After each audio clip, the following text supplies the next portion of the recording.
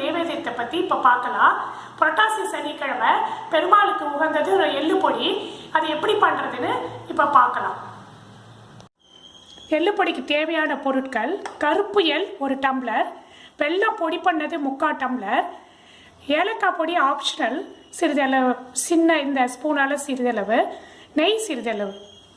இலுப்பச்சட்டி, ஒரு இலுப்பச்சட்டியில் 1 டம்ளர் அந்த கருப்பு எள்ளை போட்டு படன்னு பொரியிற மாதிரி வறுத்து எடுத்துக்கணும். நல்ல வாசனை வருது, ப்ளஸ் படன்னு பொரியிற சத்தம் கேட்கறது. இப்போ நம்ம அடுப்பை அணைச்சிடணும். நல்லா ஆறின அப்புறம் இதை ஒரு மிக்ஸி ஜாரில் ட்ரான்ஸ்ஃபர் பண்ணணும். நல்லா ஒரு சுற்றிக்கணும். சுற்றின எள்ளு ஏற்கனவே பொடி செஞ்ச வெல்லத்தை இந்த சுற்றின எள்ளை ஒரு சுற்றினதில் கலந்துடணும்.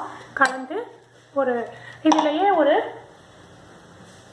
ஏலக்காய் பொடி கொஞ்சமாக போட்டுடணும். எல்லாத்தையும் சேர்ந்து ஒரு சுற்றிக்கலாம்.